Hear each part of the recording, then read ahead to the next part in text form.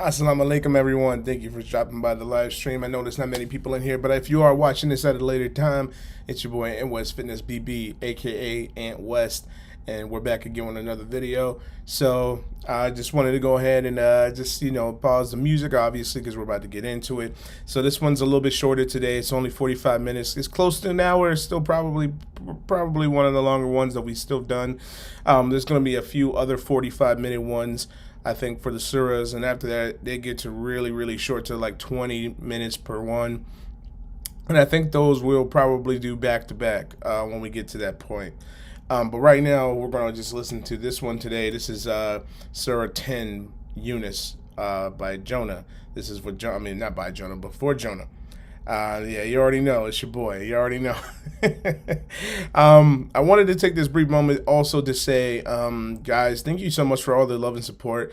I know there's like a lot of people subscribing every single day and they want to see more content from me.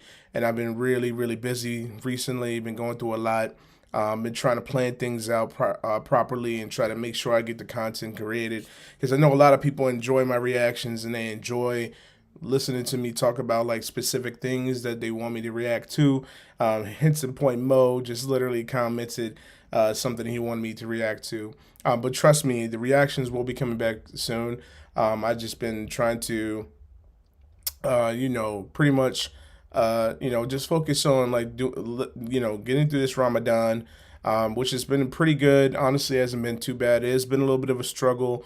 I will be putting out a video for the second week of my Ramadan out soon by tomorrow. And I will be posting, well, not tomorrow, probably Sunday, and then Saturday will be my video that I've been telling everybody I was going to post for the longest time, which is my first week of Ramadan experience, combined with my Juma prayer and combined with my tafr. I think that's what... not Tafar. I keep saying Tafar. I want to say it's iftar. I have my iftar. So that's going to be pretty dope. I cannot wait for that. So hopefully you guys will enjoy that. And also I want to try to bust out a couple of more reactions, record the videos, and post them up throughout the week, and actually do it this time because I have enough time now. So hopefully we can get those through. So let's catch up with the chat. Look at my salam. It's your boy. You already know. Yunus is Arabic for Jonah. Yeah, I kind of I got that part. I honestly didn't mean to say it like that. Walaikum salam. Salam alaikum. Walaikum salam. Ashir. Thank you for stopping by. Iftar. I gotta get the language down. You guys gotta get me. But yeah. So this is gonna be a pretty interesting week. That's coming up soon, and also. I wanted to take this quick moment to pay my respects and put my my thoughts and prayers out there, my dua for Palestine, Israel. I think that, it's kind of crazy, like what's going on. It's like every time I turn around, you hear something about Palestine, you hear something about what's going on in the East, and it's very disheartening, it's very heartbreaking.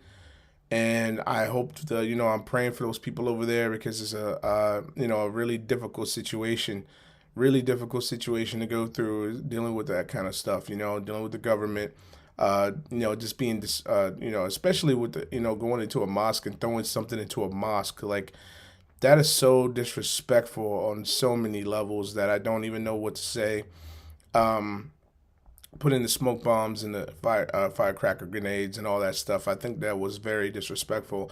It's disgusting to see that kind of stuff happen in real life. Just imagine you coming into a place where it's supposed to be sanctioned and you're just praying, or you're just talking to people you love and your neighbors, and then this just happens. It's kind of messed up. It's really disgusting, and every time I see something like that, it disturbs me a lot. So I hope that I hope that Allah, God, protects them, and hopefully there's some, they reach some sort of peace, in peace over there, because I don't know, man.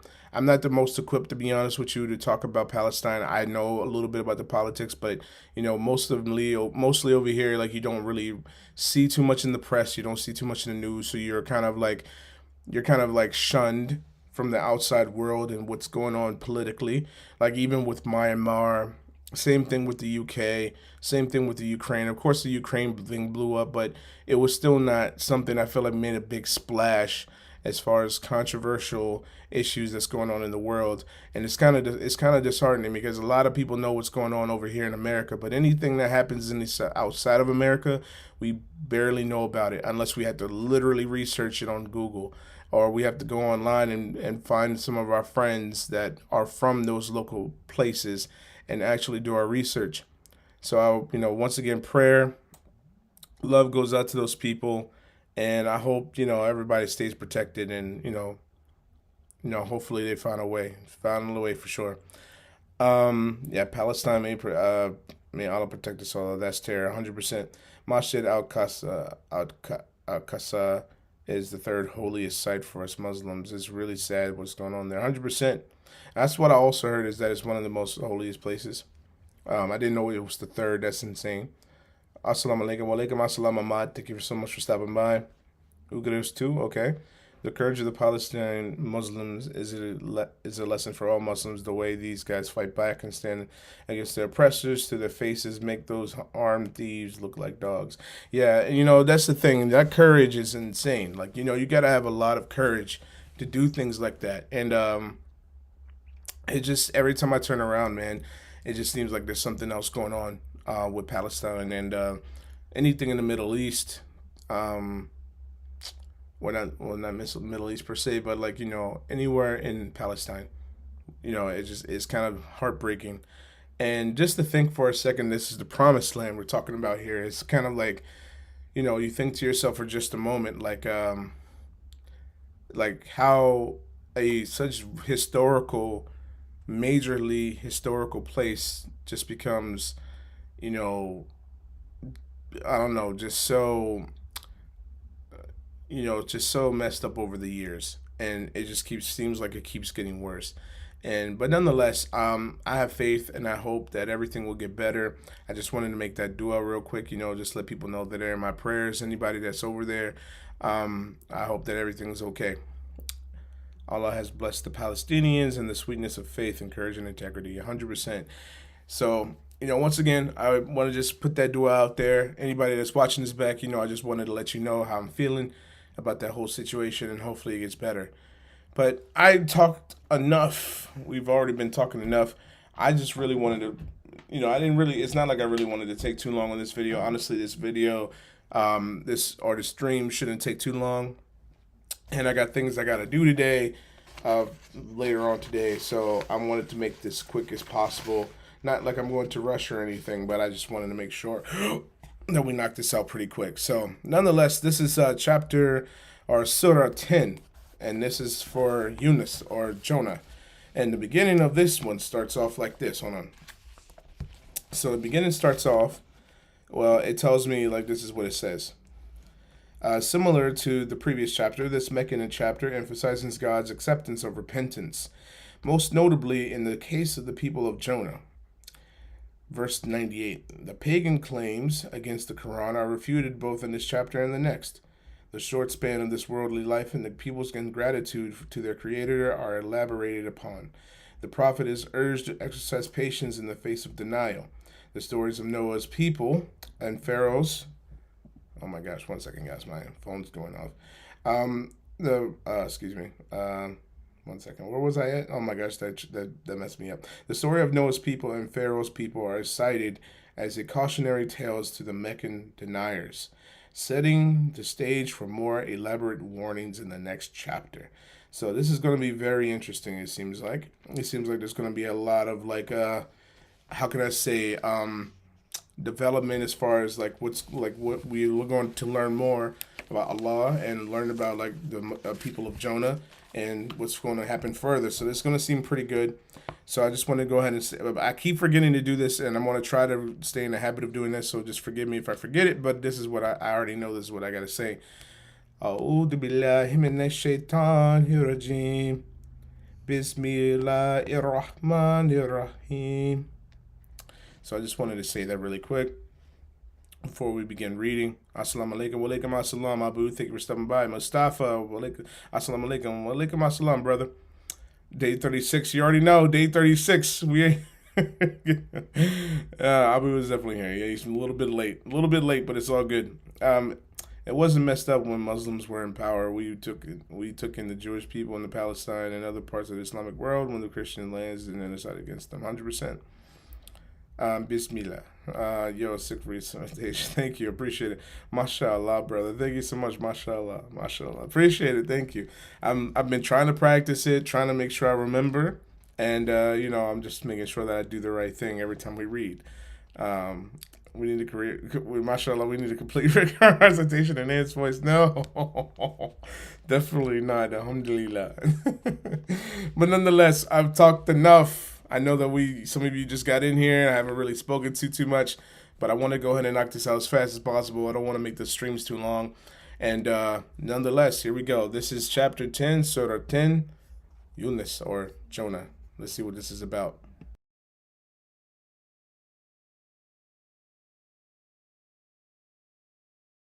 ألف لام را تلك آيات الكتاب الحكيم أكان للناس عجبا أن أوحينا إلى رجل منهم أن أنذر الناس وبشر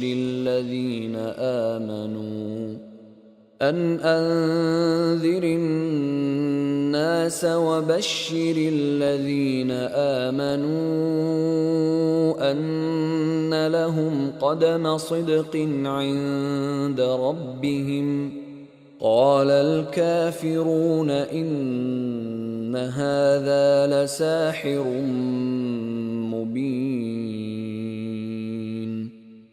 إن ربكم الله الذي خلق السماوات والأرض في 6 أيام ثم استوى على العرش يدبر الأمر ما من شفيع إلا من بعد إذنه ذلكم الله ربكم فاعبدوه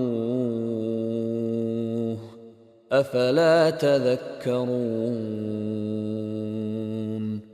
إليه مرجعكم جميعا وعد الله حقا إنه يبدأ الخلق ثم يعيده ليجزي الذين آمنوا وعملوا الصالحات بالقسط والذين كفروا لهم شراب من حميم وعذاب أليم بما كانوا يكفرون هو الذي جعل الشمس ضياء والقمر نورا وقدره منازل لتعلموا عدد السنين والحساب ما خلق الله ذلك إلا بالحق يفصل الآيات لقوم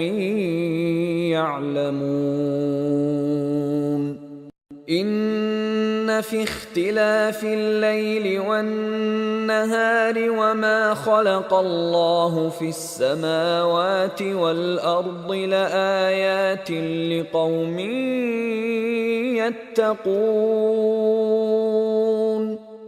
إن الذين لا يرجون لقاءنا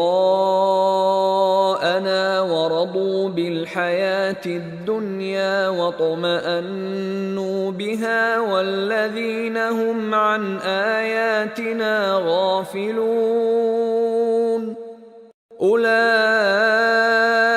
مأواهم النار بما كانوا يكسبون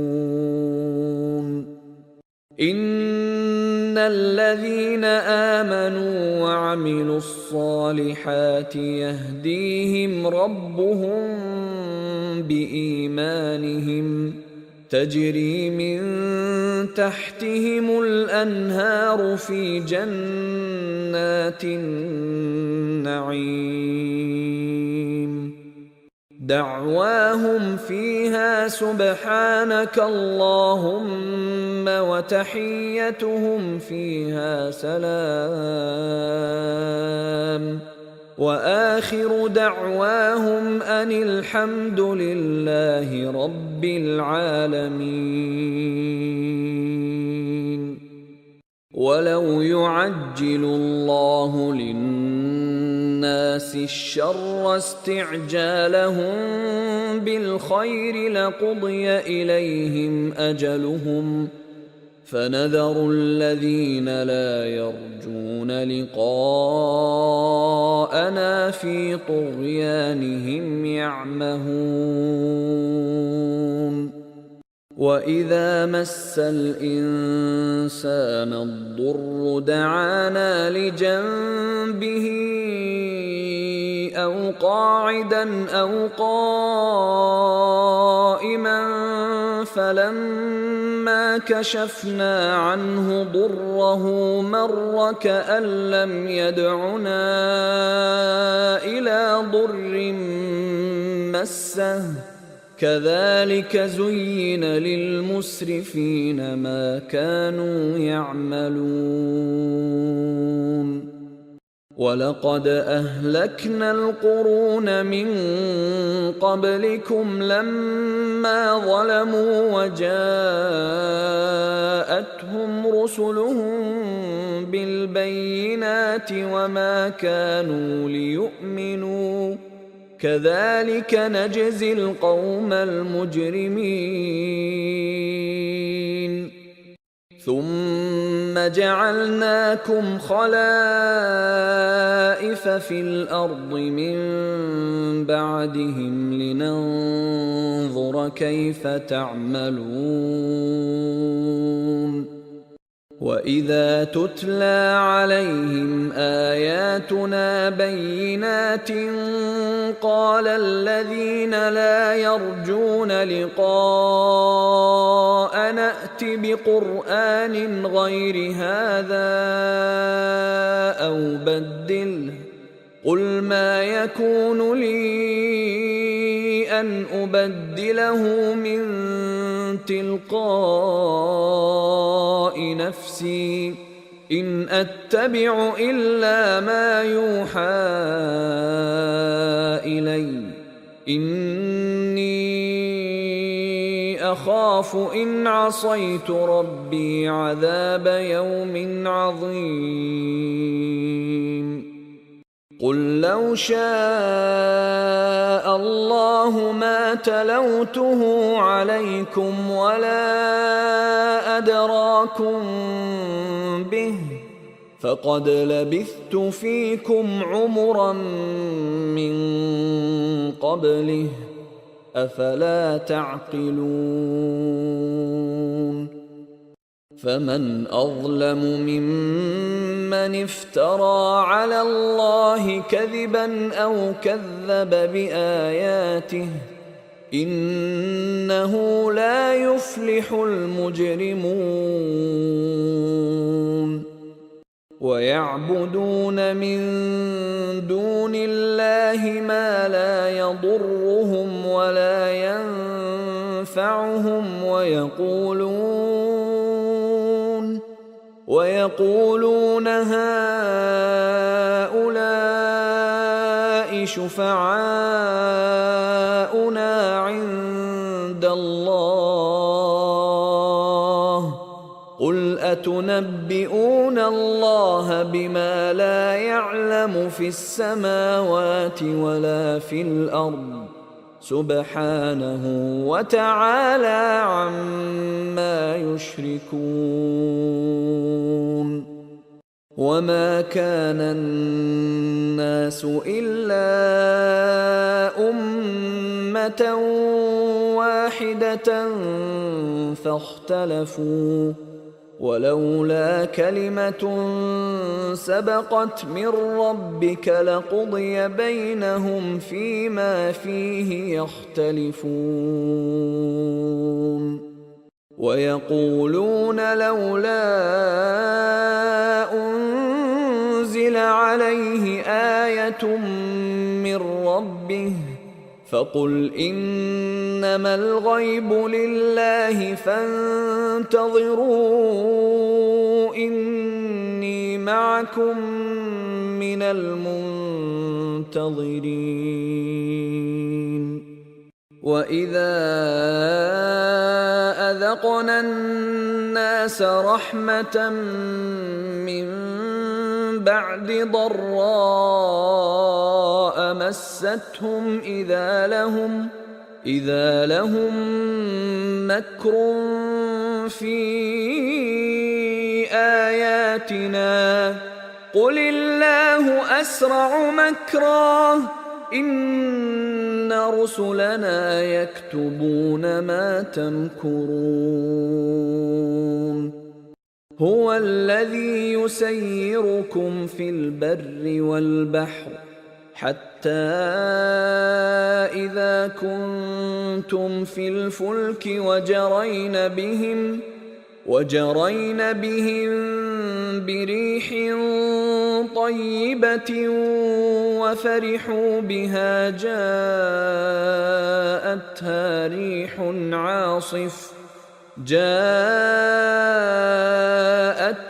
ريح عاصف وجاءهم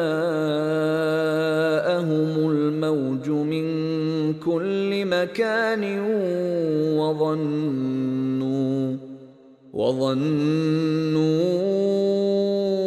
أنهم أحيط بهم دعوا الله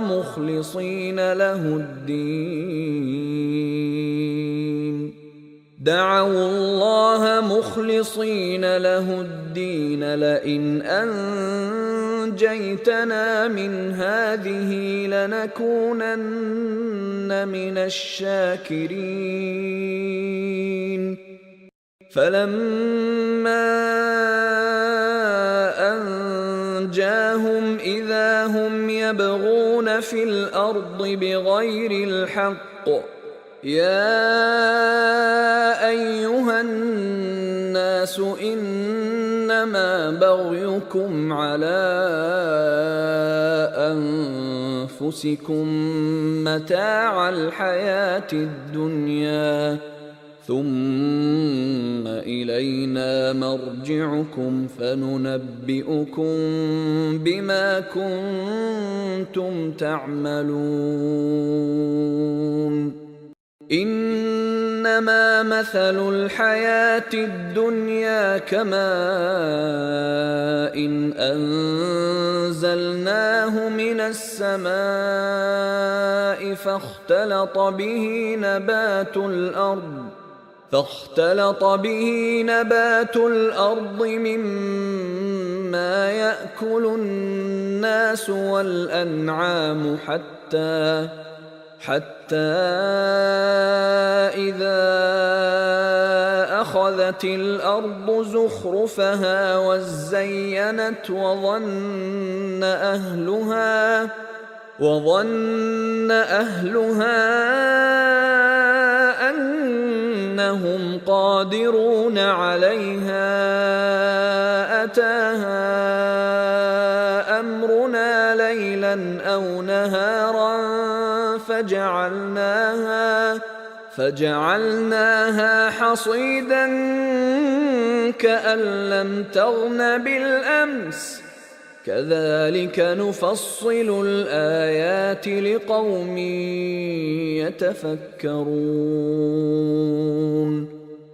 والله يدعو إلى دار السلام ويهدي من يشاء إلى صراط مستقيم. للذين أحسنوا الحسنى وزيادة ولا يرهق وجوههم قتر ولا ذلة أولئك أصحاب الجنة هم فيها خالدون. والذين كسبوا السيئات جزاء سيئة بمثلها وترهقهم ذلة ما لهم من الله من عاصم كأنما أغشيت وجوههم قطعا من الليل مظلما أولئك أصحاب النار هم فيها خالدون ويوم نحشرهم جميعا ثم نقول للذين أشركوا مكانكم أنتم وشركاؤكم فزيلنا بينهم وقال شركاؤهم ما كنتم إيانا تعبدون فكفى بالله شهيدا بيننا وبينكم إن كنا عن عبادتكم لغافلين هنالك تبلو كل نفس ما أسلفت وردوا إلى الله مولاهم الحق وضل عنهم ما كانوا يفترون قل من يرزقكم من السماء والأرض أم من يملك السمع والأبصار ومن يخرج الحي من الميت ويخرج الميت من الحي ومن يدبر الأمر فسيقولون الله فقل أفلا تتقون فذلكم الله ربكم الحق فماذا بعد الحق إلا الضلال فأنى تصرفون كذلك حقت كلمة ربك على الذين فسقوا أنهم لا يؤمنون قل هل من شركائكم من يبدأ الخلق ثم يعيده قل الله يبدأ الخلق ثم يعيده فأنى تؤفكون قل هل من شركائكم من يهدي إلى الحق قل الله يهدي للحق أفمن يهدي إلى الحق أحق أن يتبع أم من لا يهدي إلا أن يهدى فما لكم كيف تحكمون وما يتبع أكثرهم إلا ظنًّا إن الظن لا يغني من الحق شيئا إن الله عليم بما يفعلون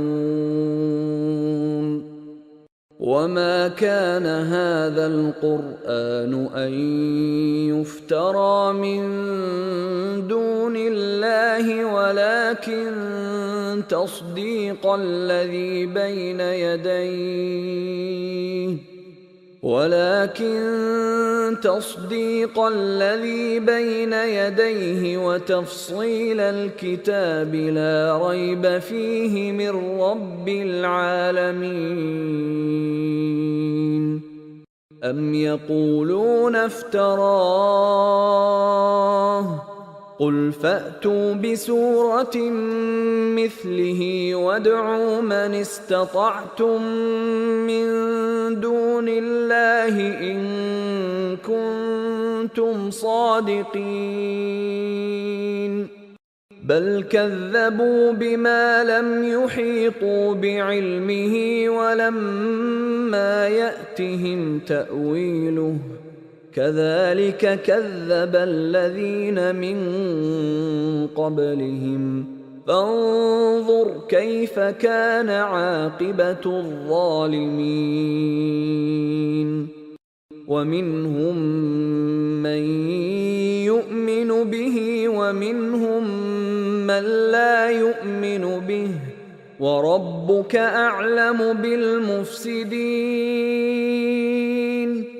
وإن كذبوك فقل لي عملي ولكم عملكم أنتم بريئون مما أعمل وأنا بريء مما تعملون. ومنهم من يستمعون إليك أفأنت تسمع الصم ولو كانوا لا يعقلون. ومنهم من ينظر إليك أفأنت تهدي العمي ولو كانوا لا يبصرون.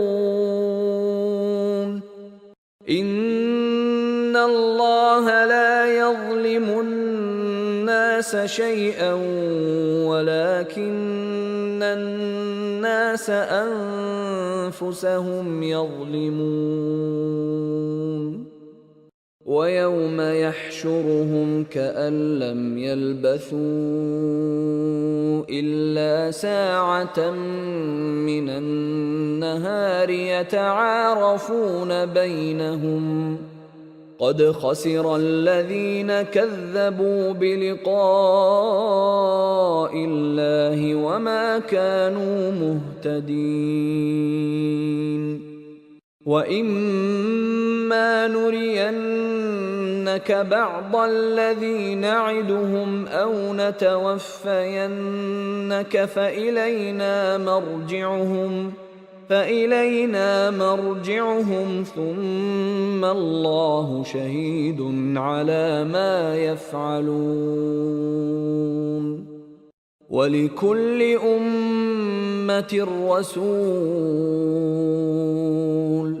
فإذا جاء رسولهم قضي بينهم بالقسط وهم لا يظلمون. ويقولون متى هذا الوعد إن كنتم صادقين. قل لا أملك لنفسي ضرا ولا نفعا إلا ما شاء الله لكل أمة أجل إذا جاء أجلهم فلا يستأخرون ساعة ولا يستقدمون. قل أرأيتم إن أتاكم عذابه بياتا أو نهارا ماذا يستعجل منه المجرمون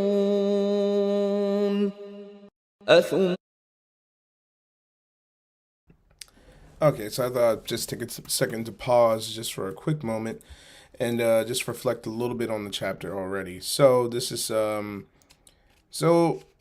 will say that similarly once again to like what it was saying in the beginning. Like it just emphasizes more on the acceptance of God's emphasizes God's acceptance of the repentance, and notably in this case for Jonah. So I mean, we haven't gotten too far yet, so I don't think we touched too much on the repentance part, but it has talked about a lot sufficiently, similar to the last chapter, more about the pagans and them kind of like questioning everything as far as like what you can or you cannot do. And one of the things I think they asked was if you can associate anything to God, and I think it was saying that you can't, obviously. And how people are no longer united by a singular faith, and people are demanding a new miracle, so that way they can have that solidified feeling again and belief that there's something higher than them. And as well, um, how like how it touches on, especially through the 20 through the to the 24 um 24 through kind of like, I want to say, where is it? Is am I on the right part? Well, pretty much through 24 through 31, it touches even more specifically.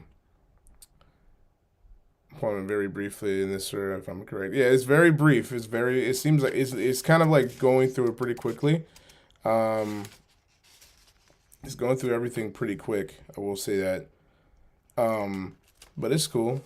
It's not a big deal. But yeah, 24 through 34, it kind of like touches on a lot of different things all at once. It talks about fleeting life, invitation to paradise, warning against hell, false gods and their followers, question the pagans, who provides and who creates and who guides, and the challenge to the Quran in the 37th, by the 37th one. I thought this was very intriguing part right here, because it was kind of like you're once again you're seeing an underlying theme. You're seeing a theme of like, which kind of like is a kind of scary thought, a weird thought. Well, not a scary or weird thought, but it's pretty intriguing for the fact that when you look at how people even live today, how it's almost similar to how it was back then. Like, well, I mean, I'm pretty sure there's always been like a good group of people that have always not really stuck to one ideology as far as practice. And I feel like after, especially times we're living in now, like people are moving away from the word again.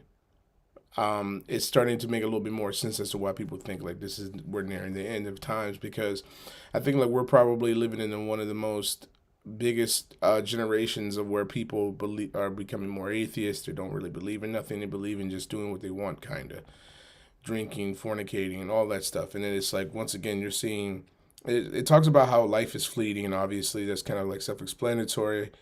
But it's really beautifully written there. Invitation to paradise, like God invites us all home to a place of peace, to the straight path, and warns us against hell, and talks about how like you should not utilize false gods and false people as a way to be worshipped. And then it kind of goes on to saying who provides, and it says, ask the most prophet who provides for you from heaven and earth, who owns your hearing and sight, who brings you forth living from the dead and the dead from the living, and who conducts every affair. They will surely say God. Say, will you not then fear him? That is God, your true Lord. So what is beyond the truth except falsehood? How can you then be turned away? And so your Lord's decree has proven true against the rebellious, that they will never believe.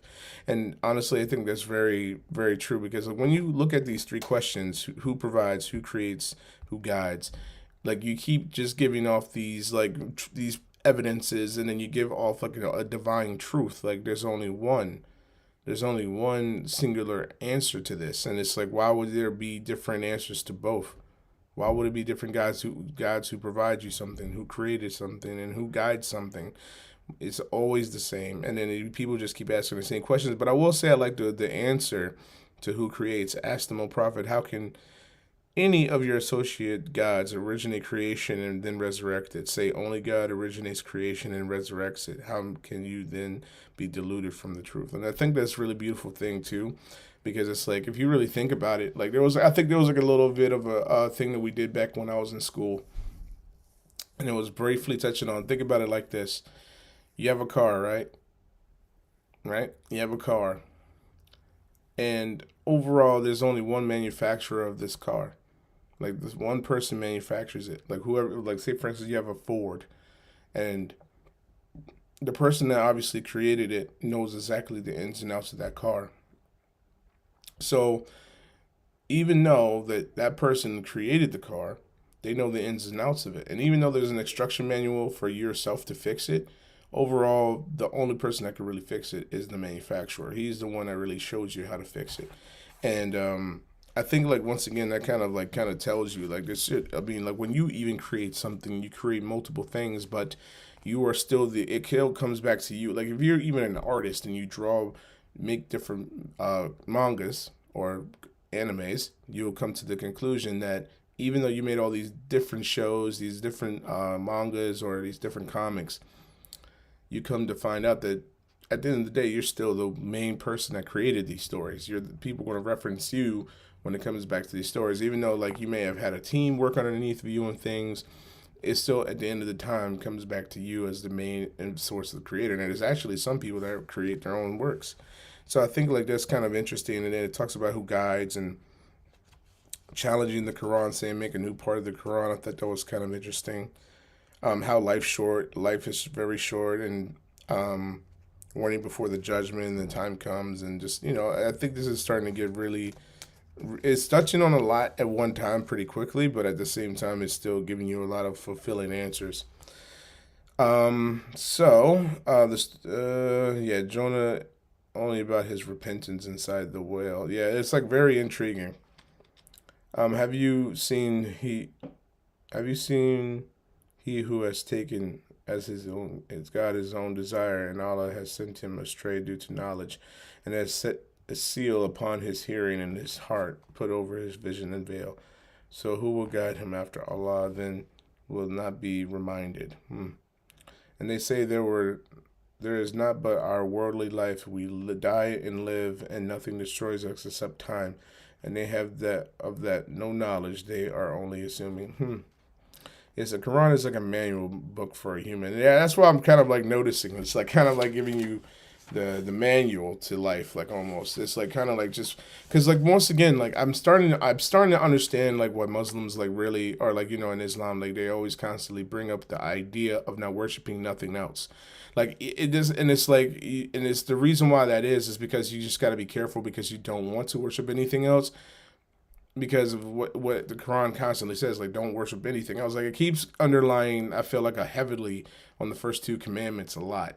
And I think like I truly do understand that. And I think but even I think Jesus himself said that the first two commandments are like the biggest ones of all of them. And but still it constantly reminds you of like what you shouldn't do. Like do not worship anything else except Allah, and then also kind of touching on even like keeping God in mind, but also realizing your own more humbling yourself and realizing your own mortality and how life is very short and you don't know the time nor the hour. Even for your own personal life, like time is fleeting, and you don't know when your last day is. So you need to live as a good person and you need to learn to submit. And it's all you have to do is submit. It just seems like it just keeps having that underlying theme over and over again. Unlike the Bible, where the Bible I feel like it's more like of a story. It's like literally like a beginning to end story. As to this, it seems like it's really sticking to like the more basic, the overall fundamental messages of all the stories that were written in the Bible, talking about like with the story of Jonah, with the story of Moses, with the story of Isa, all that. It's still kind of touching on all of that, so that's pretty intriguing. Ant brought up manga and anime again. Now listen here, man. I'm just trying to make up examples. These are two verses which address atheistic mindset in the Quran, in my opinion. All the ones that you just quoted. Oh, that makes sense. No, I'm not talking to you. Serious about to talk. But anyway, yeah, that I can understand that for sure.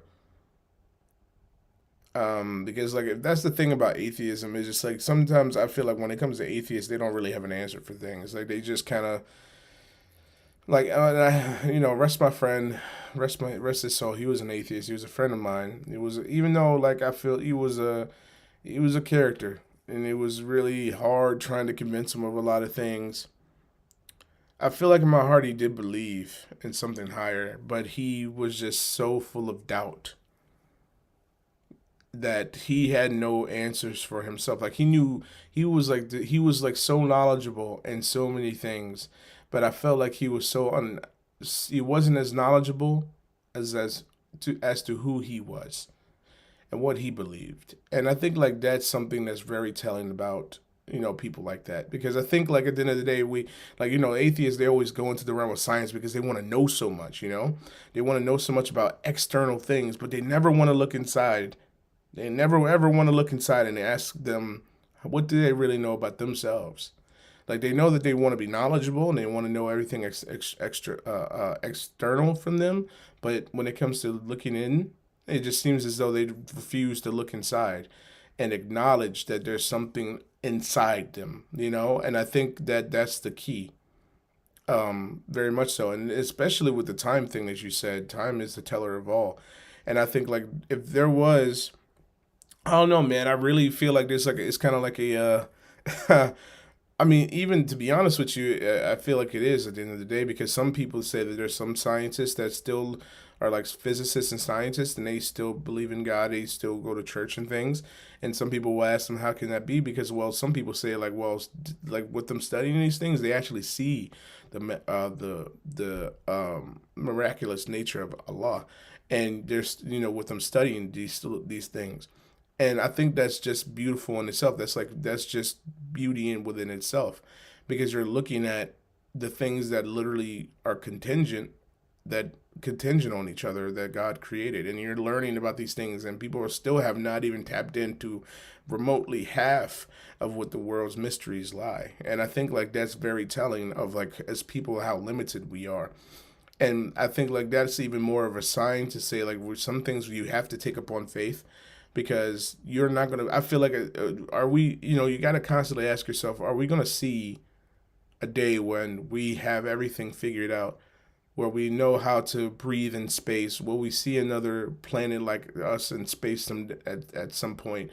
Will we be able to find out? Will we be able to find the fountain of youth and learn how to extend people's lives? I mean, we kind of already have with medicines and things like that. But I feel like people are trying to push the boundaries of trying to live forever, which I don't know if we will ever reach a point where we'll find some kind of solution to make people live as long as they want until they're ready to go.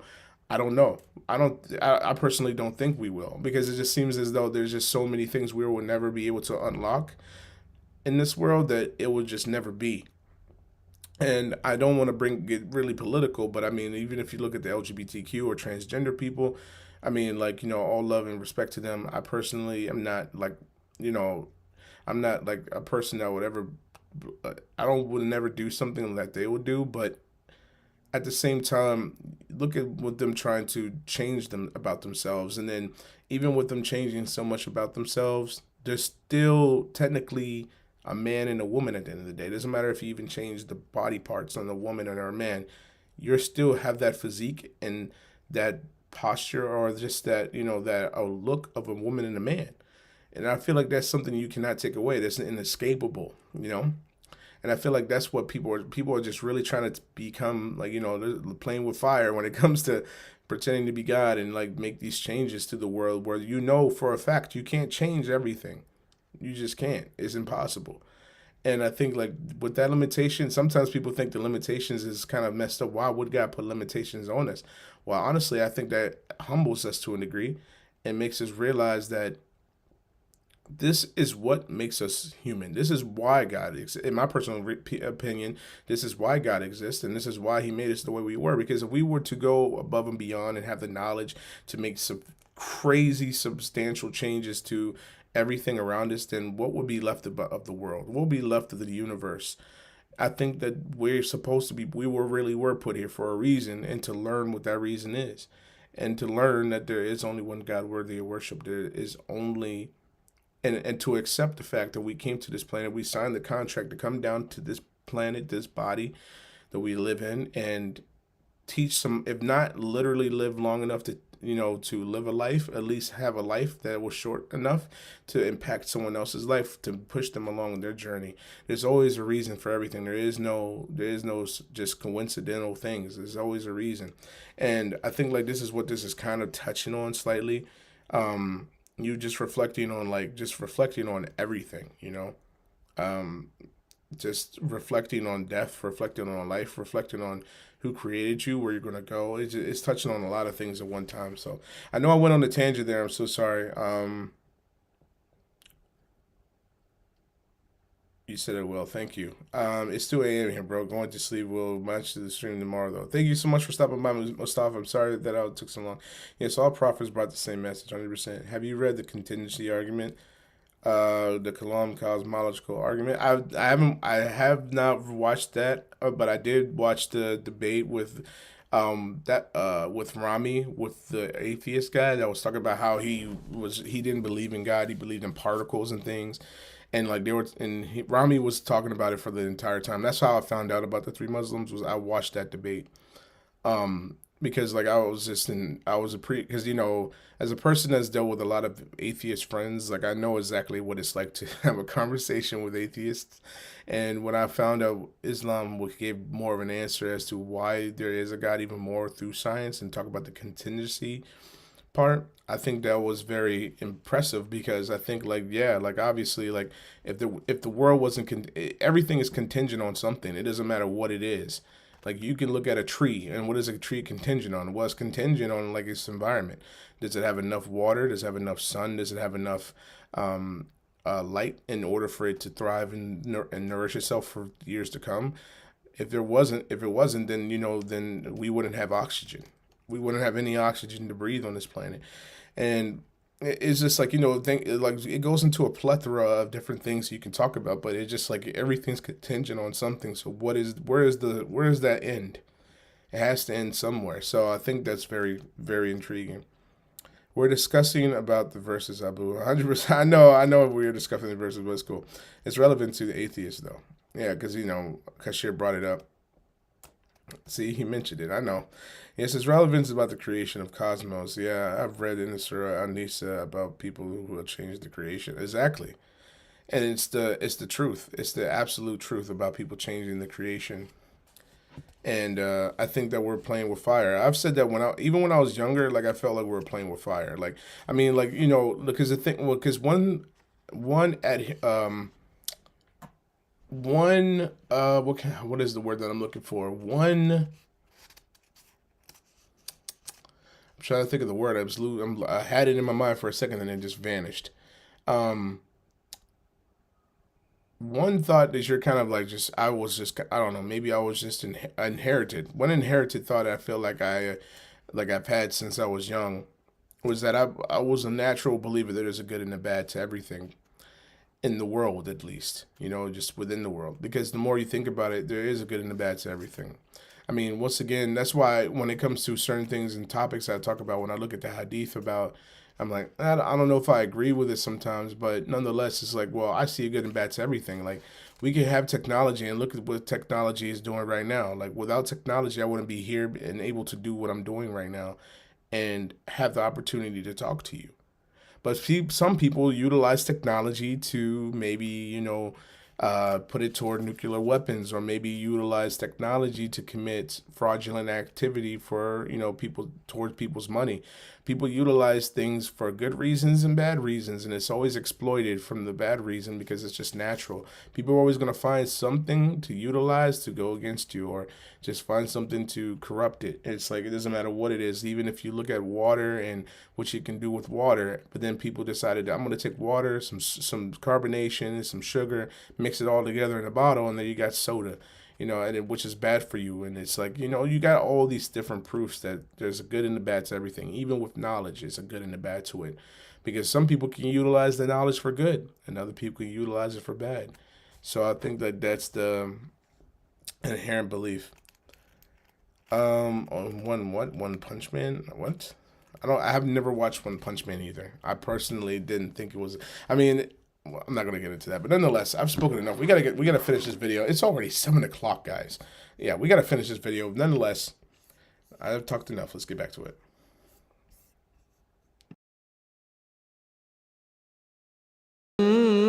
ثم إذا ما وقع آمنتم به الآن وقد كنتم به تستعجلون ثم قيل للذين ظلموا ذوقوا عذاب الخلد هل تجزون إلا بما كنتم تكسبون ويستنبئونك أحق هو قل إي وربي إنه لحق وما أنتم بمعجزين ولو أن لكل نفس ظلمت ما في الأرض لافتدت به وأسروا الندامة لما رأوا العذاب وقضي بينهم بالقسط وهم لا يظلمون ألا إن لله ما في السماوات والأرض ألا إن وعد الله حق ولكن أكثرهم لا يعلمون هو يحيي ويميت وإليه ترجعون يا أيها الناس قد جاءتكم موعظة من ربكم وشفاء لما في الصدور وهدى ورحمة للمؤمنين قل بفضل الله وبرحمته فبذلك فليفرحوا هو خير مما يجمعون قل أرأيتم ما أنزل الله لكم من رزق فجعلتم منه حراما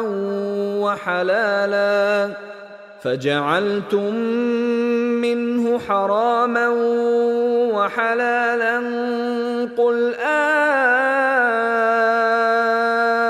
الله أذن لكم أم على الله تفترون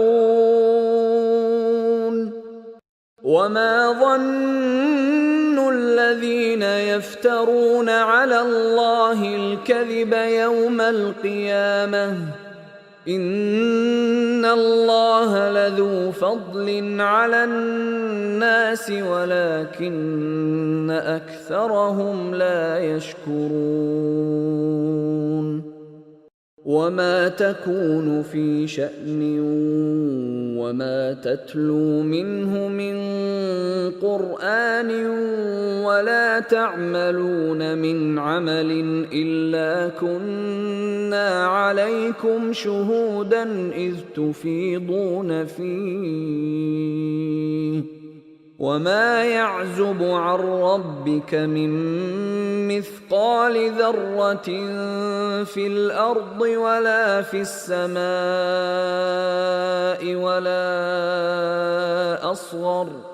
ولا أصغر من ذلك ولا أكبر إلا في كتاب مبين ألا إن أولياء الله لا خوف عليهم ولا هم يحزنون الذين آمنوا وكانوا يتقون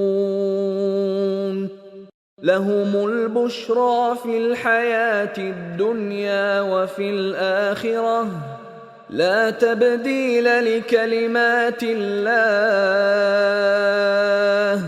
ذلك هو الفوز العظيم ولا يحزنك قولهم إن العزة لله جميعا هو السميع العليم ألا إن لله من في السماوات ومن في الأرض وما يتبع الذين يدعون من دون الله شركاء إن يتبعون إلا الظن وإن هم إلا يخرصون هو الذي جعل لكم الليل لتسكنوا فيه والنهار مبصرا إن في ذلك لآيات لقوم يسمعون قالوا اتخذ الله ولدا سبحانه هو الغني له ما في السماوات وما في الأرض إن عندكم من سلطان بهذا أتقولون على الله ما لا تعلمون قل إن الذين يفترون على الله الكذب لا يفلحون متاع في الدنيا ثم إلينا مرجعهم ثم نذيقهم العذاب الشديد بما كانوا يكفرون واتل عليهم نبأ نوح إذ قال لقومه يا قوم إن كان كبر عليكم مقامي وتذكيري بآيات الله فعلى الله توكلت فأجمعوا أمركم وشركاءكم ثم لا يكن أمركم عليكم غمة ثم قضوا إلي ولا تنظرون فإن توليتم فما سألتكم من أجر إن أجري إلا على الله وأمرت أن أكون من المسلمين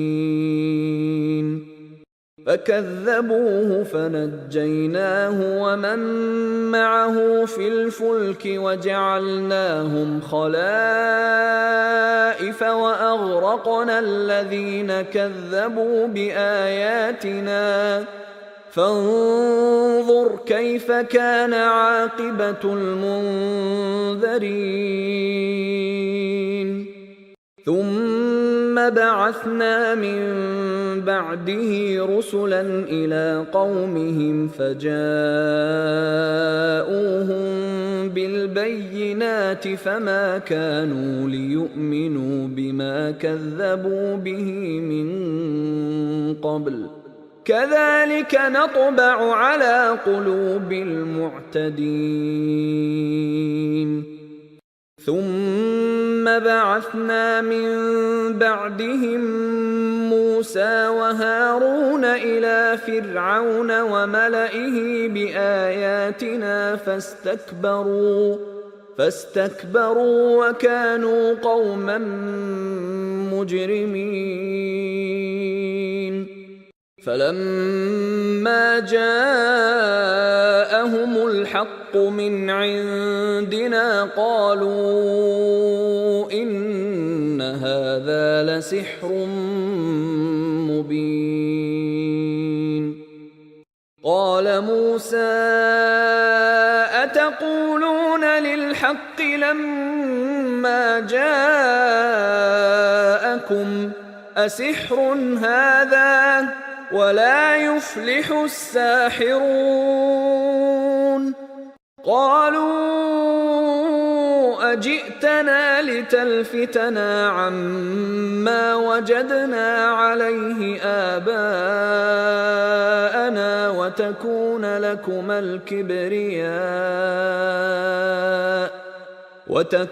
لكما الكبرياء في الأرض وما نحن لكما بمؤمنين. وقال فرعون ائتوني بكل ساحر عليم. فلما جاء السحرة قال لهم موسى ألقوا ما أنتم ملقون. فلما ألقوا قال موسى ما جئتم به السحر إن الله سيبطله إن الله لا يصلح عمل المفسدين ويحق الله الحق بكلماته ولو كره المجرمون. فما آمن لموسى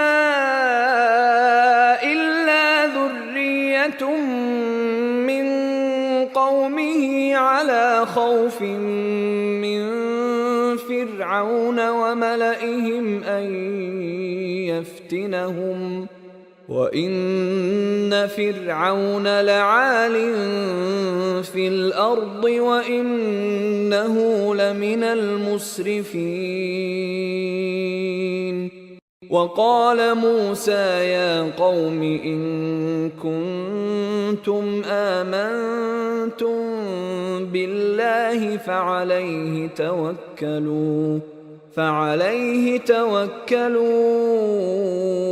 إن كنتم مسلمين.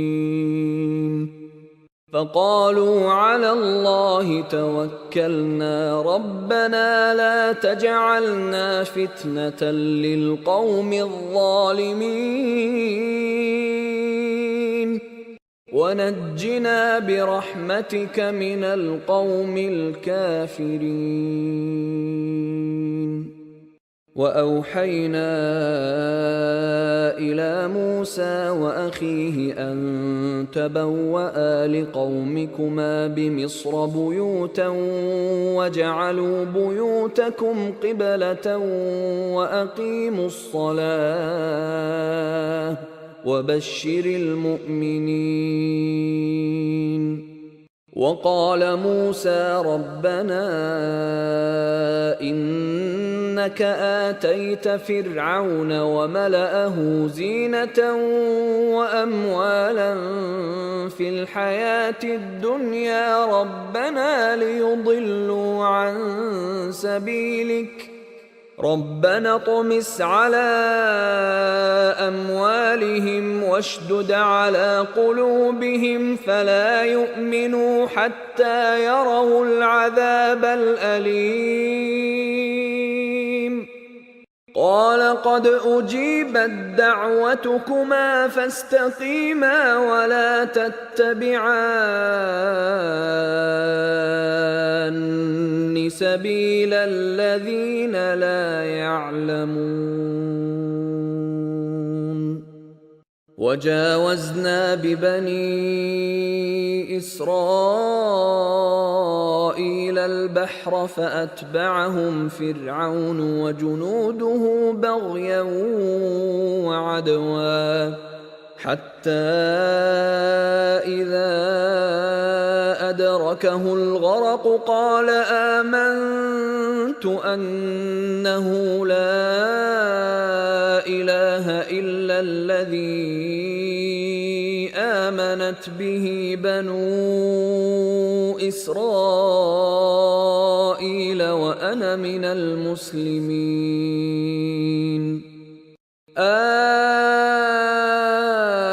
الآن وقد عصيت قبل وكنت من المفسدين. فاليوم ننجيك ببدنك لتكون لمن خلفك آية وإن كثيرا من الناس عن آياتنا لغافلون. ولقد بوأنا بني إسرائيل مبوأ صدق ورزقناهم من الطيبات فما اختلفوا حتى جاءهم العلم. إن ربك يقضي بينهم يوم القيامة فيما كانوا فيه يختلفون. فإن كنت في شك مما أنزلنا إليك فاسأل الذين يقرؤون الكتاب من قبلك لقد جاءك الحق من ربك فلا تكونن من الممترين ولا تكونن من الذين كذبوا بآيات الله فتكون من الخاسرين. إن الذين حقت عليهم كلمة ربك لا يؤمنون ولو جاءتهم كل آية حتى يروا العذاب الأليم. فلولا كانت قرية آمنت فنفعها إيمانها إلا قوم يونس لما آمنوا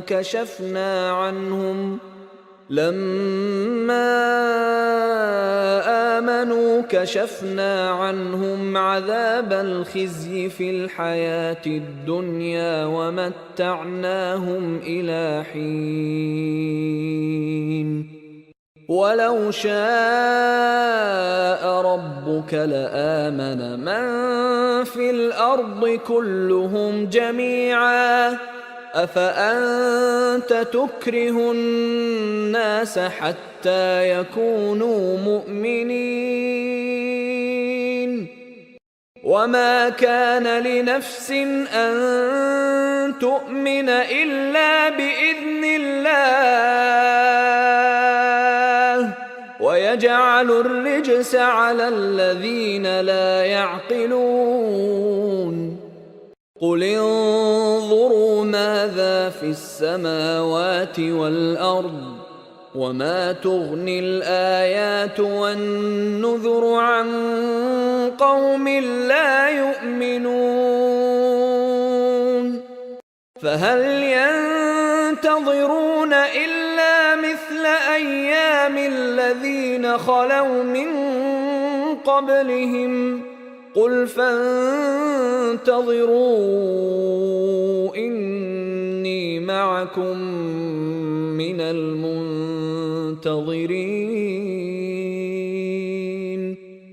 ثم ننجي رسلنا والذين آمنوا كذلك حقا علينا ننجي المؤمنين.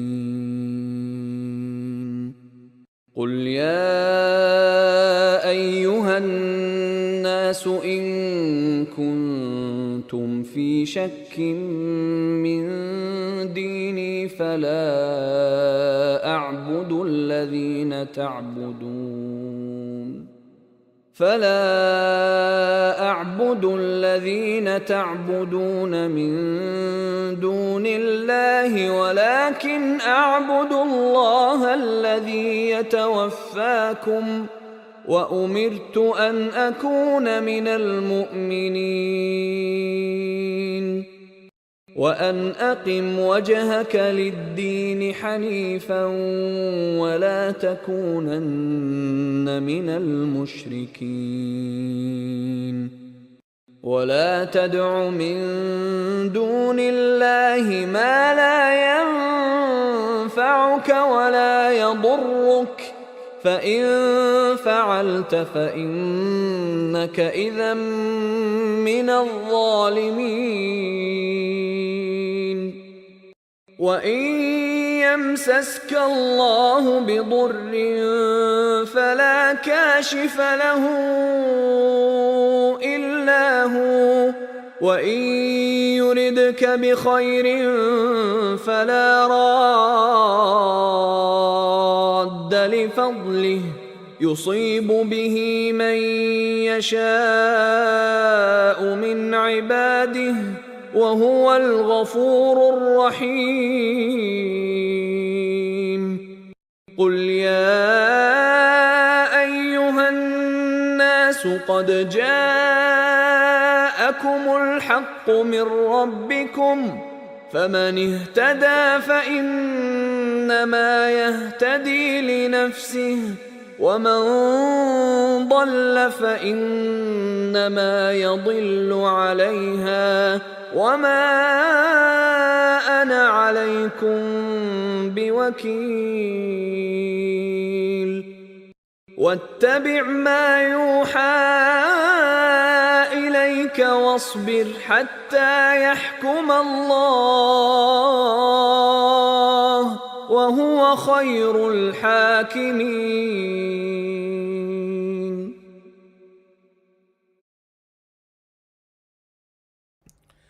I mean, that's amazing. That is amazing. That is amazing. Mashallah, mashallah, subhanallah. That was a good one. I like the very end there. It got really beautiful at the end. I will say that much. It got very, very beautiful at the end. I'm not gonna lie. I'm okay. So I want to be honest with you just a little bit. Maybe it's because I'm not very sure about the Arabic yet. I'm not really rehearsed on the Arabic, but I mean, obviously there's beauty when you listen to the recitation of the Arabic of the Quran. It's really beautiful. But for a second, every time I watched the movie, The Messenger, I think it was The Messenger, if I'm not mistaken.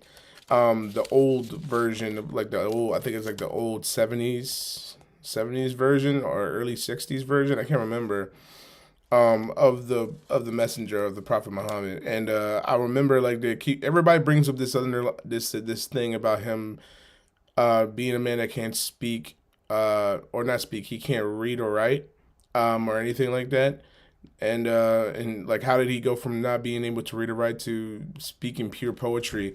And I'm not like so far like I mean I've read like there was like a few hints throughout the entire Quran of some poetry, but not so much so. Well, maybe because once again I'm reading this from like from the English version, but you can tell like from just pure English that this definitely the last half of this chapter, just reading everything, you can tell that there was some poetry, some deep poetry within it. So I wanted to touch on that a little bit. I wanted to touch on the torment part a little bit, invitation to think. The what was I think it was the end of Pharaoh. Was it the end of Pharaoh? Yeah, like the end of Pharaoh was very intriguing, and I think because if I'm not mistaken, supposedly I don't know if I'm right or wrong about this. Um, I don't know if I did or I think I read something about this, but supposedly there's so like in the Bible, I think they said like the Pharaoh didn't drown, like he actually like survived and ended up dying at some point or something like that. I can't remember specifically. I'm not really rehearsed on the Bible too much on when it came to the story of Moses. I'm not too sure, but when it came to that, it said that he drowned. Supposedly, there was actually reminiscence of him actually drowning. Am I not mistaken? I think like they actually said that they found like supposedly he had a caravan. I can't remember if it was like he had a caravan or something that was actually in pursuit of Noah, and they actually found remnants of his caravan in the ocean. If I'm not mistaken, I might be totally wrong, so don't quote me per se. Take what I say with a grain of salt. But I thought that was very intriguing. That the Quran, this is supposedly this is one of the miracles of the Quran, supposedly, that I found out when I first started entering. Um, I think like another beautiful thing was conviction, not compulsion. Had your Lord said, so willed, O Prophet, all people on earth would have certainly believed, every single one of them. Would you then force people to become believers? It is not for any soul to believe except for God, by God's leave, and He will bring wrath upon those who are unmindful. And I think like that's very intriguing because it's like once again like we are born with free will. And the thing is, like, we're given the free will to pretty much like live our lives the way we want to, but constantly be mindful of God. I think that was very good. Invitation to think. It says, say, O prophet, consider all that is in the heavens and the earth, yet neither signs nor warners are of any benefit to those who refuse to believe.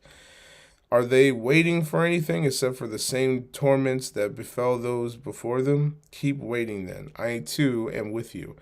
Then we saved our messengers and those who believed, for it was our duty to save the believers. I thought that was really beautiful as well. Once again, you could kind of tell, like when you were reading this, like just in English, you could tell this is probably, um, you could tell this is more poetic at the very coming toward the ending of this.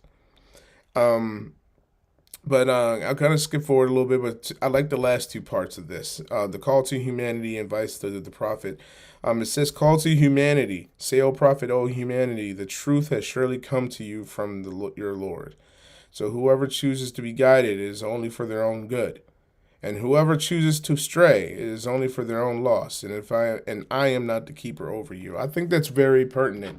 To I think like a lot of like what I've learned about Islam so far. Like everybody talks about submission, and I think that's very interesting because like a lot of the times we're told to think. Supposedly we're told to think, and like God tells you to think, and that He's ever merciful. But you're not. But at some point you're not supposed to ask too many questions, right?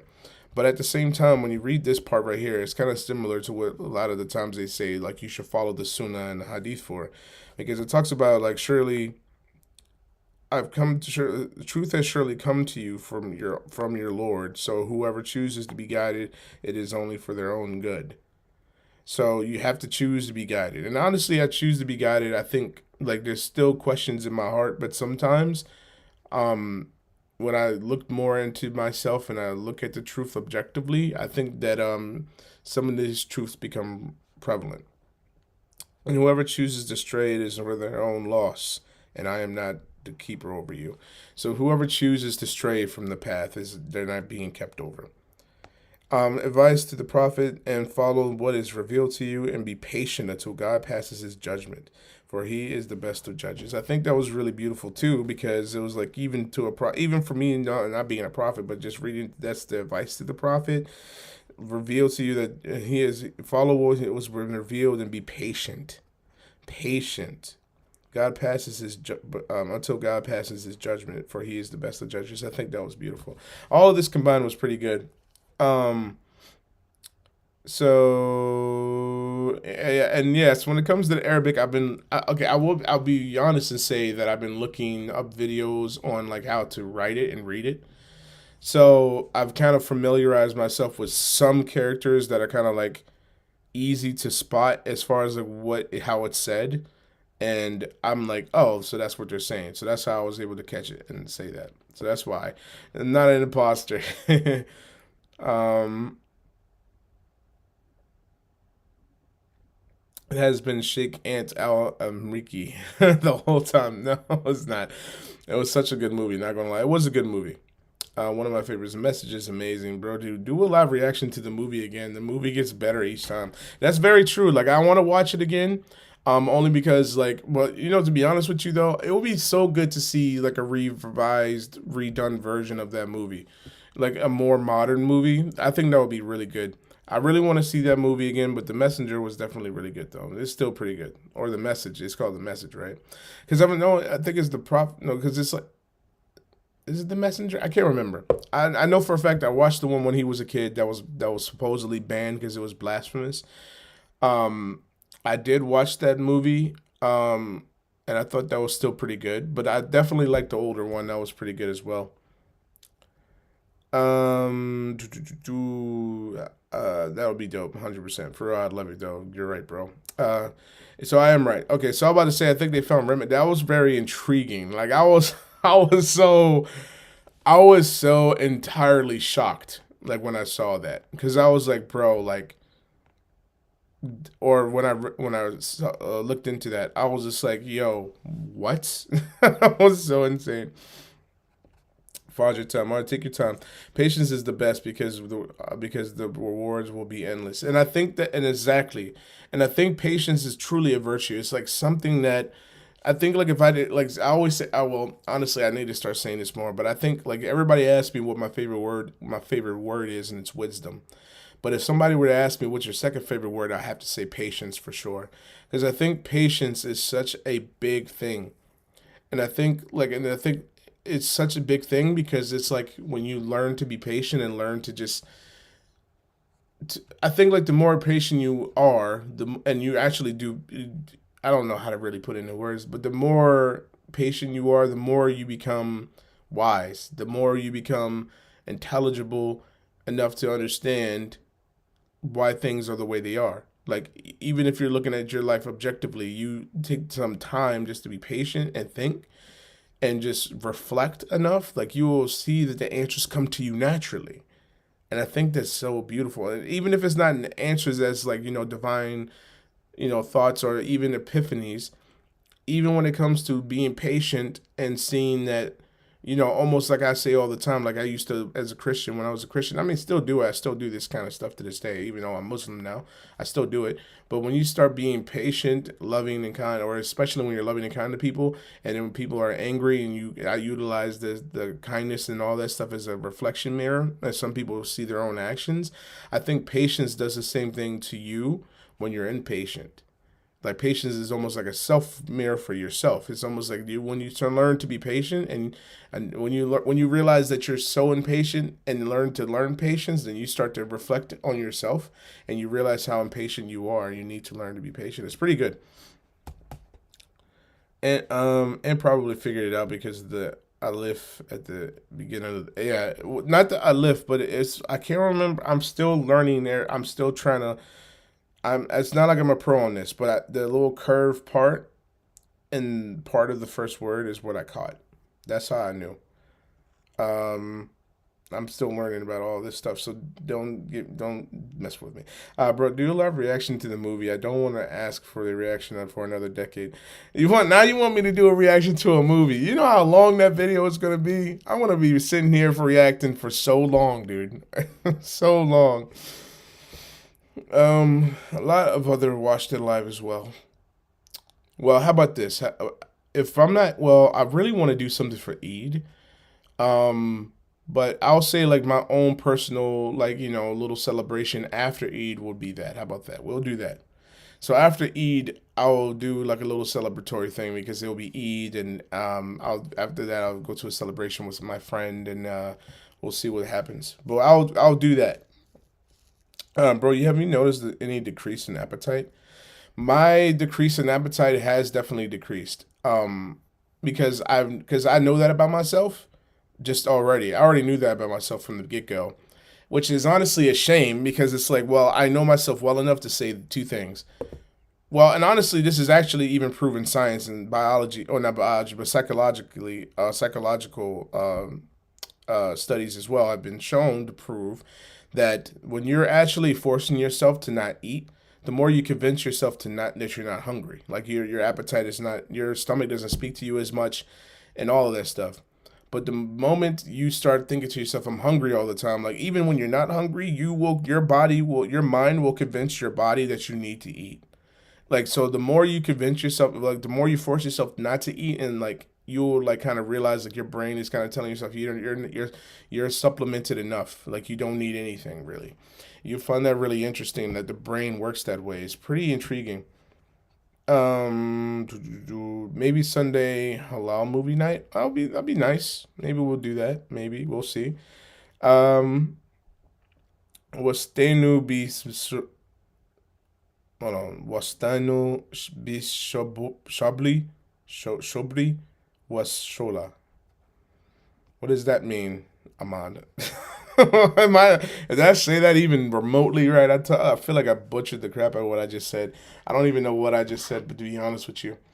Oh man, it's past my iftar time. Oh my gosh, let me drink my water. Ah, so refreshing. Oh, let me take another swig. Oh, I haven't had any water. Oh my gosh.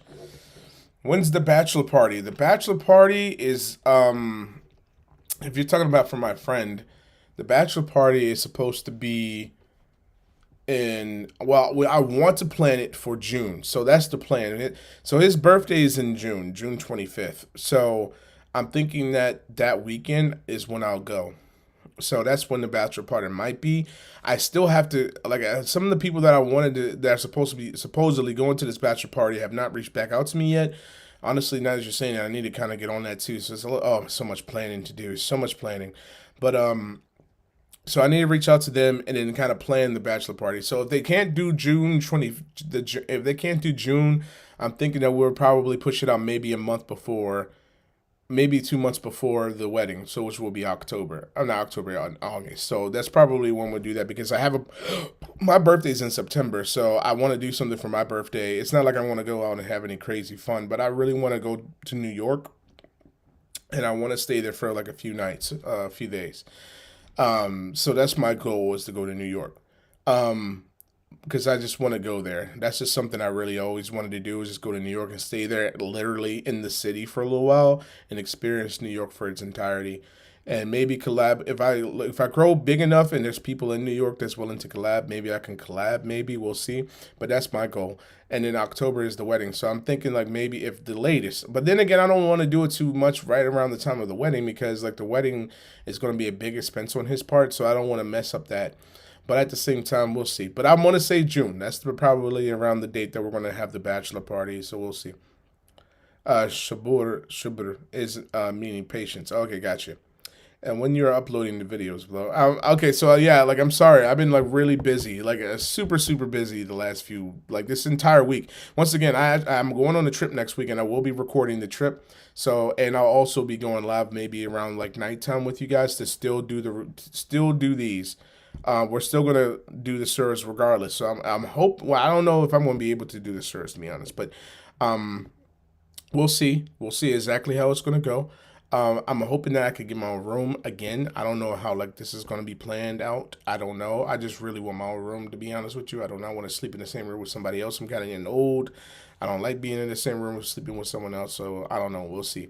But I am going on a nice trip to Tennessee. It's gonna be a nice little getaway vacation, little time away with my family, and I'm going to record most of it, so you guys will have some footage of that. Now, for the recording of the video, I'm going to post it tomorrow. I'm going to upload it, and by noon tomorrow, it should be uploaded.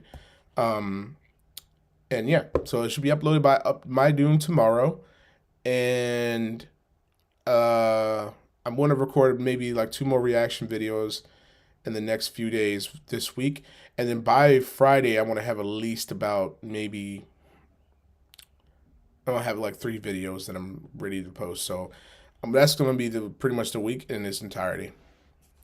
Yeah, I'm drinking Fiji water. Yes, sir, man. Like, see, I got really sensitive taste buds. So like when I drink water, I'll say it like this: when I'm super thirsty, then that's when I don't really taste anything because I'm just so thirsty. My brain is not even focused on my taste buds; it's mostly focused on hydrating itself. But when I'm like kind of in a steady pace of a room or in a place, then my mind kind of tastes it kind of focuses and it strongly focuses on what I'm tasting, and a lot of water just tastes disgusting. I'm sorry to say it just does. Even tap water, some people's tap water sometimes just tastes gross. So Fiji, I literally have no complaints. Like there's not, I can't taste anything. I can't taste any filtered water. I can't even taste, I can't taste any dirt, no particles, no odd flavor. I don't taste anything with Fiji, so that's why I drink it. Eat something, bro. I'm going to go get some food actually right after this. Why would anyone want to go to New York?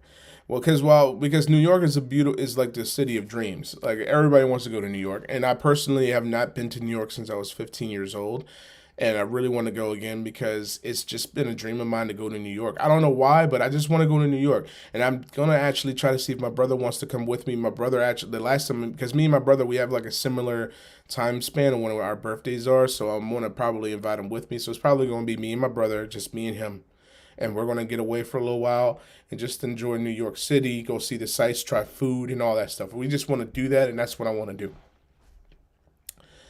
Fortunately, I'm 11 hours apart from him. I'm not affected by him drinking.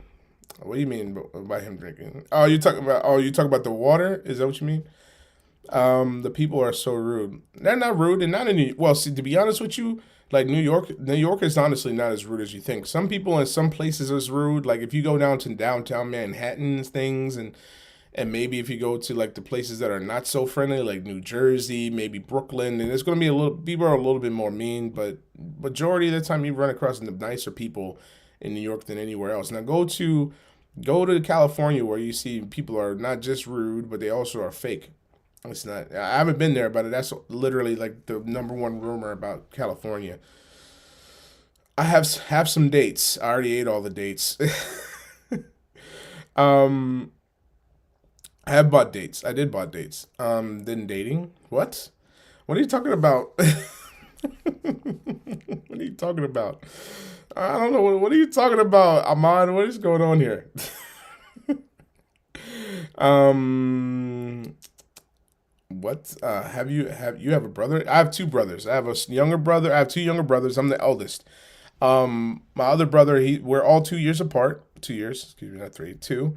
We're all 2 years apart. I'm about to be 29 this year, but I'm 28 right now. My other brother is 26, and my other brother, he's 24. He's about to be 25 this year. So it goes to prove that I'm getting old. So yeah, we're all 2 years apart, and yeah, it's a beautiful thing. Um, and how does he feel about your reversion? Well, well, to be honest, my little brother, he has a lot of Muslim friends already, so he didn't really care. He didn't really care, and also like so, me and my brothers are half brothers technically, but we still consider each other brothers because we grew up together. Our mom took care of all of us, and on his dad's side, like he actually has two brothers that are Muslim anyway. So technically, they're my half brothers too, but I don't really keep in contact with them. I still say hello to them from time to time. But two of them are Muslim anyway on his dad's side, so he didn't really care. My brother is more of a agnostic kind of person. He's not really he's agnostic leaning like non-denominational person. He believes there is something, but he doesn't subscribe to a belief. But he doesn't object a person's choice to follow a religion. So he was like, obviously, but my brother's a little skeptical of me because like of my past life. I mean, even though my past life, I feel, in my personal opinion, in my heart, I didn't feel like I was that much of a promiscuous kind of dude. But at the same time, like he was like one of the first things he was like, bro, I respect your opinion. I'm not gonna hate you. I love you. But he was like, I just hope you're doing it because you're doing it for you and not because of a woman and you wanting to have like four wives or whatever. And I was like, of course that's not my intention, but he was okay with it. They were both okay with it.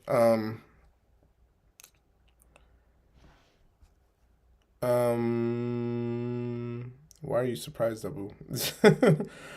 Oh my gosh, it's not my fault, bro. It's rare to see people in the West have siblings these days. Yeah, I have. No, trust me, a lot of people have siblings. We have siblings. There's a lot of families that have siblings. It's just the sad thing is that a lot of families in the West, like most of the time, like the siblings even themselves start to get really do detest each other after a certain amount of time in their youth, and don't talk to each other afterwards, which is the sad part. But there's a lot of families that have kids, have siblings. It's a joke with dates and date. Okay, I was trying to figure out.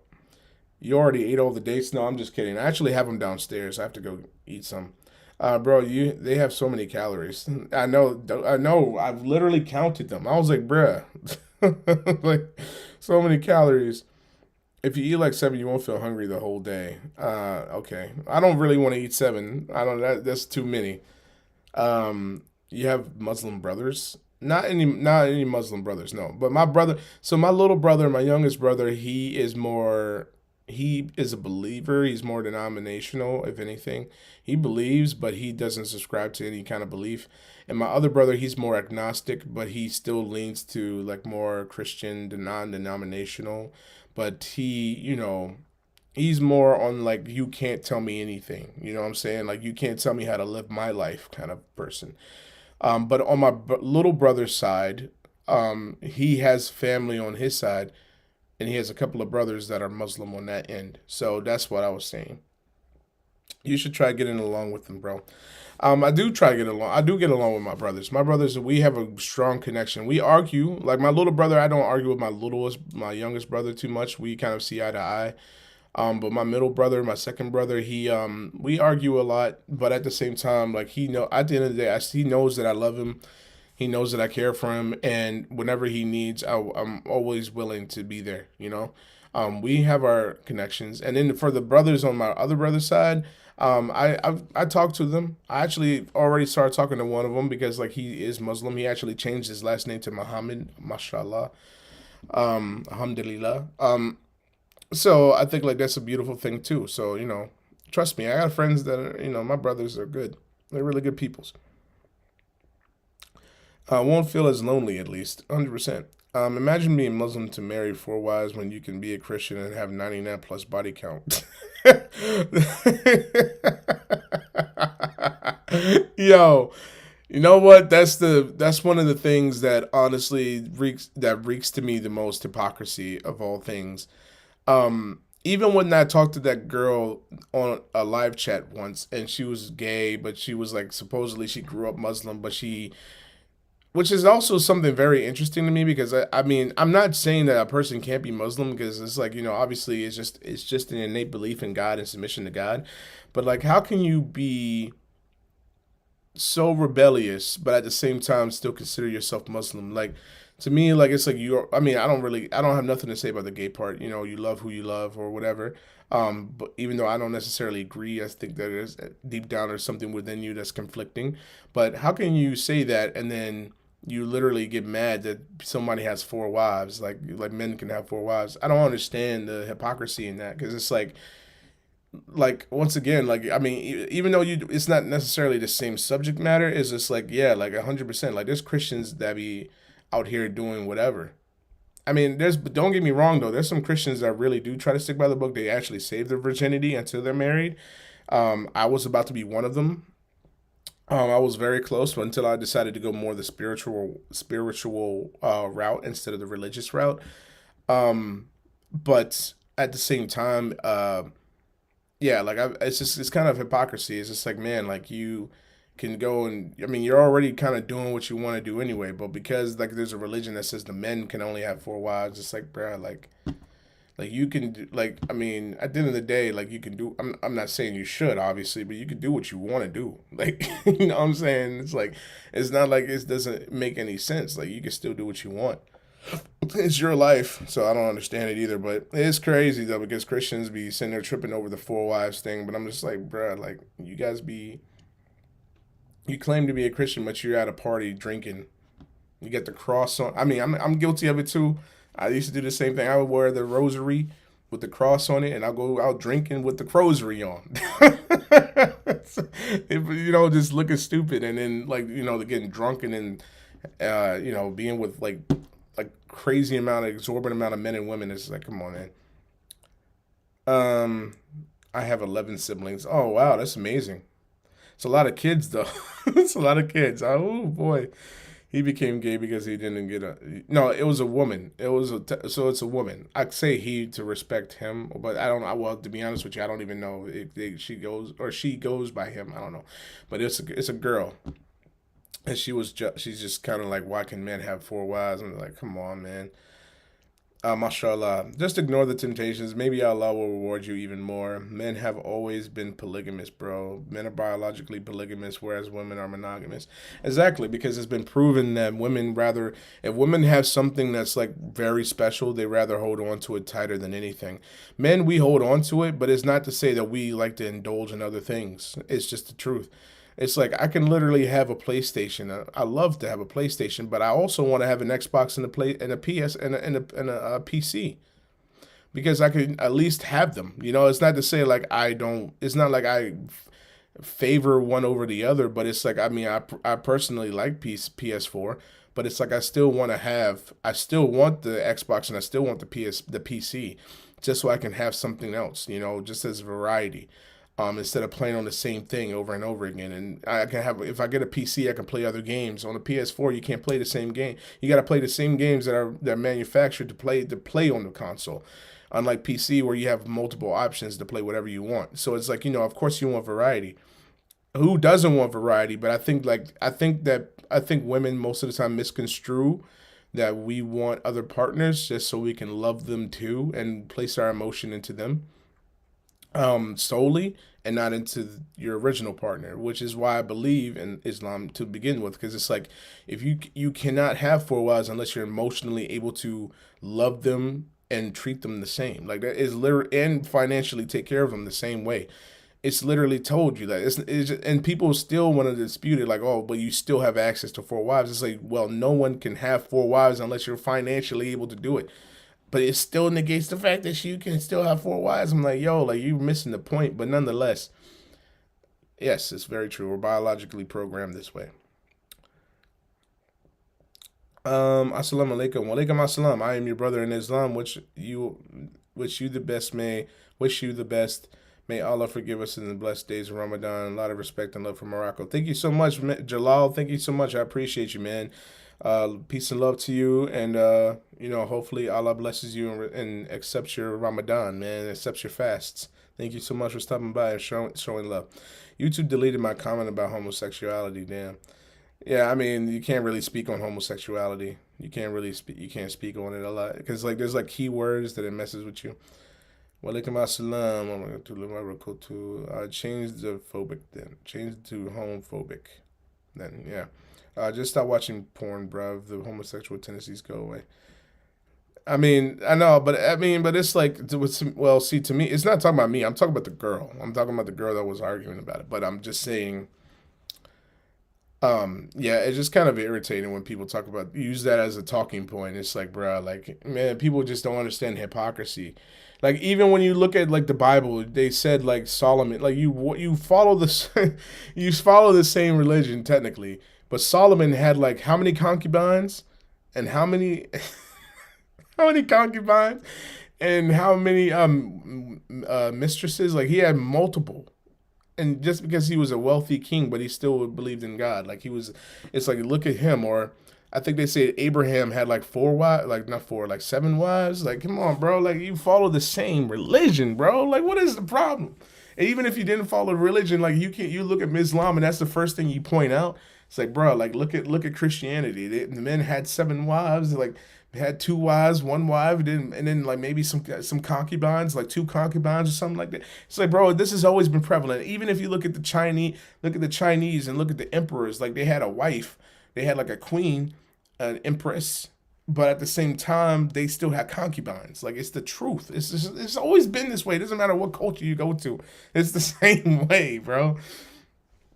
Oh, but because you want to identify, I mean, I'm not, and once again, I'm not disrespecting, I'm just saying, like, because you took upon yourself to say, I want to identify a certain way now, or like, or not even identify, like, even if you didn't want to take the LGBTQ route, even if you wanted to say, well, how come because I'm a woman, I can have more than just one, it's like, I don't understand, like, what is the point in it anyway? It's just kind of like what for I don't know.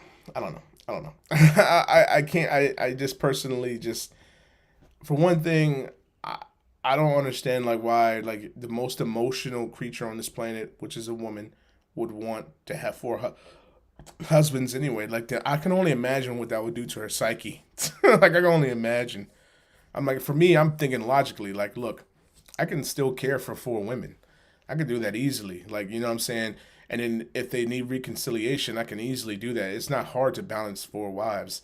All right, like I mean, dude, like I talked to like 5 girls, 6 girls at a time before. You know, even though I'm not like that anymore, I decided to stop doing that kind of stuff. But it's like I don't know. It's annoying. It's an annoying topic that people bring up a lot. Assalamu alaikum, walaikum idea, salam ideas. Thank you for stopping by. Um, People can hate on Islam all they want, but as soon as you talk about homosexuality, you lose your job.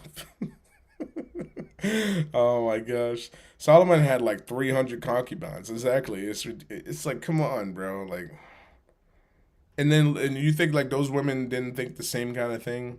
It's like I don't know. It's like I wonder like if people really think that these people back in the day had no choices, and like or if not didn't have any choices, like they didn't have original thoughts that they have today. Like how come one man? How come this one man can have all of us and we can't do the same way? It's like it's a different appeal. Also, it's a different appeal because it's like a man that has like this much power is a little different than a woman having so much power because it's like if, I mean granted you could say like people like to bring up a lot of like female um examples in history like Cleopatra for example, but it's like did you understand what Cleopatra even Cleopatra still ended up picking one man. Like she ended up and then like when that one man died and then she picked up another man, she only had one man. So it's like I don't understand like what the logic of that is. It's just like I don't like people want to quote Marilyn Monroe, but Marilyn Monroe wasn't going around messing with a whole bunch of dudes. She still had a husband. I don't understand it, bro. It's like she could have chose to have multiple dudes. I mean, dudes chased after her, but she chose one at the end. She still chose one. It's just like I don't understand it. I don't understand gay women. What's the difference with a lesbian? So, I mean, the lesbian, like, just like, well, see, gay women, it depends on what you mean. So, if you say gay, like, she can be either bisexual. That's what the B means, so LGBTQ. So, it's lesbian, gay, bisexual. So, sometimes when a woman's bisexual, most of the time when they're gay, like, sometimes that kind of means that they're bisexual. It depends on the context, but if they're lesbian, it means that they're solely like women. Most of the time, solely. Um, Polygamy is permissible in the Bible. Exactly. It is permissible. No. Preventing men from polygamy is sexual oppression, bro. This has resulted in men cheating on their partner and becoming porn addicts. The best thing is just to let them legally have multiple wives. Exactly. That's why I was saying like that's the problem with honestly what's wrong with people today. If you have 4 husbands, you won't be able to tell who the child it is exactly. And also, like if you think about it logically, say for example, I want kids, like I want to knock out I want to get as many kids I can out the way right now. I only could give you one kid at a time. So it's like if I would say say for example I wanted 2 kids, like I can't guarantee that I'm gonna have 2 kids with you. I can't guarantee I'm gonna have twins. So what is the better route? Well, I can always find another woman and have another child. It's not to say like it's some people could look at that and say it's like self-absorbed, but I'm like, well, I mean, if you really try to break the science down behind it, it's like, well, I have to literally wait 9 months and some change to not only have the child, but I can't have sex with you in the meantime. That's another problem with a lot of people today. Anyway, they think like even though they're pregnant, they can still have sex. I'm like, no, you're not supposed to do that. That's actually dangerous. It's not good. And Islam even says don't you can't have sex with a woman while she's pregnant anyway. So it's like, bro, like people are just so dumbfounding to me and so stupid. It just irritates my soul, and it's just like, yeah, but you're supposed to stay committed to this whole entire time. You save your testosterone for this one woman this entire time while she's pregnant for 9 months and you can't touch her. It's like what in the world? Like it doesn't make sense. Oh boy. Um, Induction. How do you differ who the father is by 4 husbands? Exactly. Exactly. Walaikum assalam in induction. Thank you for stopping by. The guys will probably start fighting over 100%. Sadly, just joined now. I rewatched the vid. Thank you so much, man. I appreciate it. Women have literally never been polygamous. Exactly. Even if you look at the like queens of the country, they never had a multiple. Like if you look at the queens, like they've never had multiple husbands or any kind of multiple relationships. They never. Never done that. Doesn't matter what country, no matter which world you look at, they've never had multiple partners. It's just never been that way. It's just kind of funny, like how it's just like, yeah, but like once again, it's all about suitability. It's like, oh, when this matter suits me, then it's okay. It's like, oh, at least give women the right to have four husbands. It's like, okay, you only want four husbands because a man is allowed to have four wives.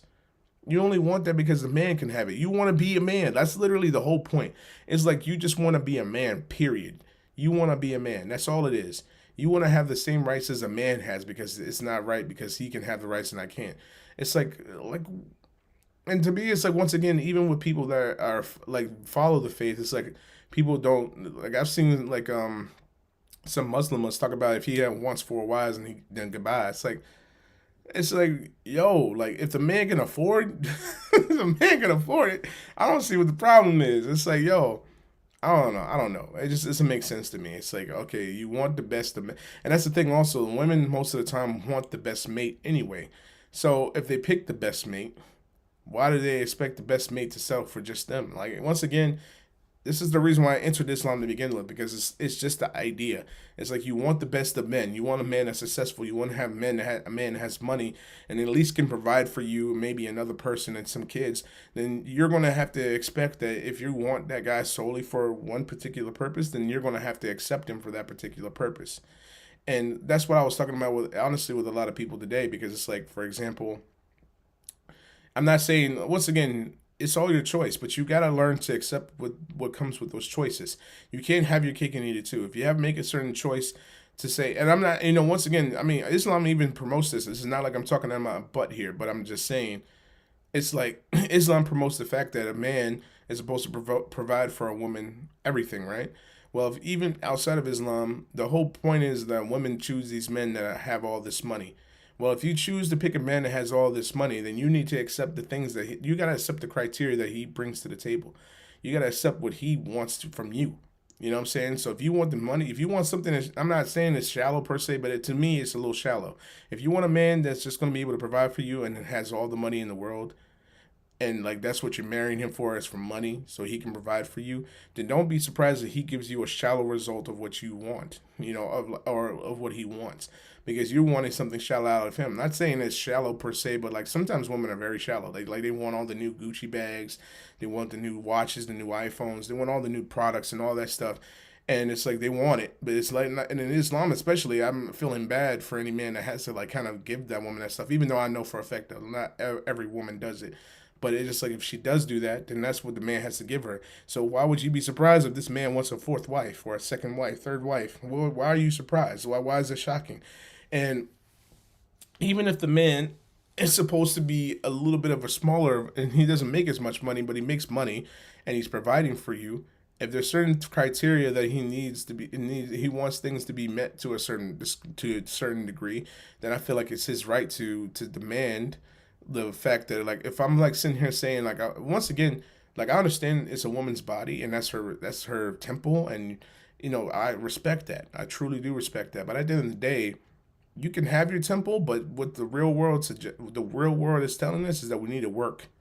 We need to work to survive. We need to work to eat. We need to work to have food and a house over our head. Doesn't your body can like honestly is not going to benefit you in any way unless you decide to be like some sort of prostitute, right? It's not going to benefit you. Like me going and using my hands is what's going to benefit me. I don't have to utilize my hands in an immoral way in order to make money. But if a woman wants to be immoral and use her body as a way to make money, then that's different. It's different for me using my hands to build something versus her shaking some butt or something like that and making a quick dollar from a simp offline. So it's a little bit different. It doesn't matter what people try to make that comparison. I don't think it's nowhere near because one is labor, the other one is easy. The other one is pure easy. All you need is a good camera, a good shot, and then bam, then you're OnlyFans. It's like that's all it takes. So I think like there's like the underlying theme there. As long as you humble yourself and you literally find a man that's humble, that's working, doing his thing on his deen, I feel like you're gonna get what you want. You're gonna find that. But at the same time, you shouldn't negate the fact that if this man makes a certain amount of money one day, that he's still gonna have me and no other woman. It's not your choice. I mean, if you want to leave the marriage, you can always do that, but I don't think it's your right to say like, okay, he's finally got this level of fame and not fame, but level of status, and now he thinks he can have four wives, and now I'm leaving him. I think that's a very shallow thing because it's like, wow, I worked hard for what I've done. I worked really, really hard, and especially in Islam, I commend brothers. It's like you work this hard in Islam, and you have to provide for your wife all the way through. That's insane to me. And then you expect the man to just stay with just you. In that regard, like that, I don't even know what to say. I really don't. Sorry, I went on a tangent there. Just had to speak my mind a little bit. Women having their argument. If their argument is homosexuality, then it's okay because they were born that way. And then people feel attracted towards their siblings. Some people feel attracted towards dogs. Why stop them? 100%. MashaAllah. Reda, thank you so much for stopping by. I appreciate you, bro. Bro, be careful when talking about Palestine. You can. Who talked about Palestine? What are you talking about?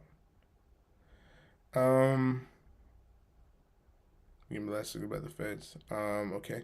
What's wrong with Pakistan or Palestine? Sorry, I need to finish my bachelor thesis. Make dua for me. Assalamu alaikum. Walaikum assalam, Ahmad. Take it easy. I wish you luck and wish you luck on that, and I definitely pray that you will do good. Yeah, the man is supposed to provide, and women are supposed to nurture the children and raise another generation of brave men. Exactly. Good luck. Nobody would want to marry someone who's OnlyFans anyway. Exactly my point. Who wants to marry an OnlyFans model? Come on, man. It just makes sense. It just makes sense. Like if I go to work and I work, people were gonna respect that. If you go to work, no one's gonna respect it. Is a difference. Um, I'm back. Gotta read the chats for its context now. Okay, yeah, it's a lot we touched on. I'm about to end it here anyway, guy. I gotta go eat, man. His shit took half an hour, half an hour in prayers. MashaAllah, bro, takes his time. Hey man, take your time, man. Take your time. I'm probably gonna take more time than him when I start learning. So, OnlyFans really ruined the West society. Why would a girl go to college or has a real job when she can make a huge amount of money so body pics a video? Exactly my point because it's an easier way to cop things out.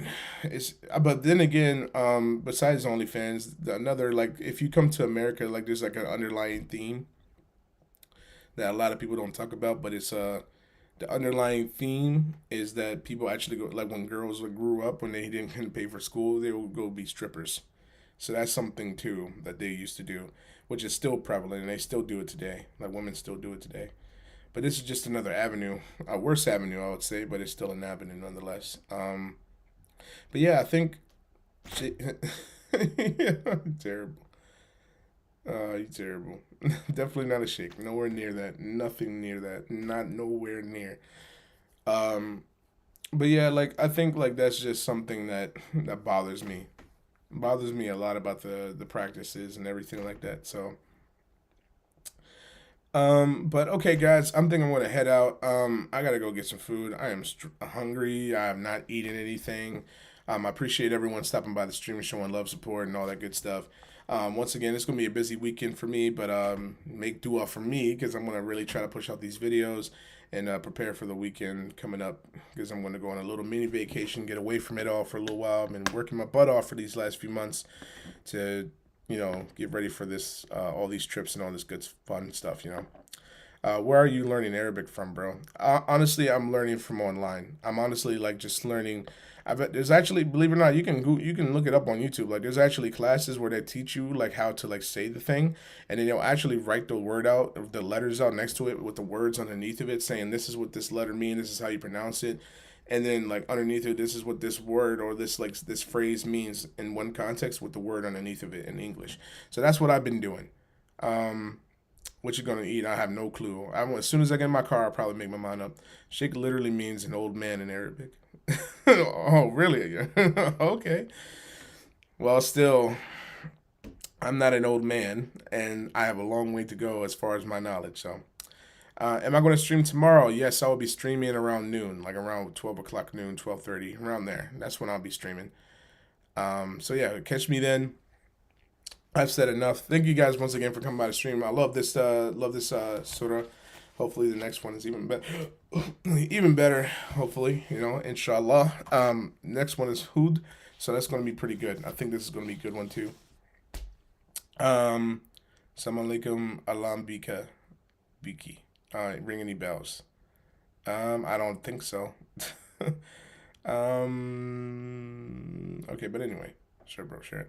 So anyway, you guys go ahead and keep talking. I'm just going to end off here. And once again, if you haven't liked the video, please like the video. If you hit the subscribe button, please hit the subscribe button. And please hit the bell notification if you would like to be notified. You can also reach me anytime on my social media pages, AntWest, the AntWest on Twitter, AntWestFitnessBB on Instagram. And if not there, then I do post occasionally on the community page to make sure I'm keeping up with you guys and sharing love to the community and all the, and all the ummah. And once that being said, once again, I love you guys so much. Assalamu alaikum, ahramatullahi, abarakatuh. Peace and love.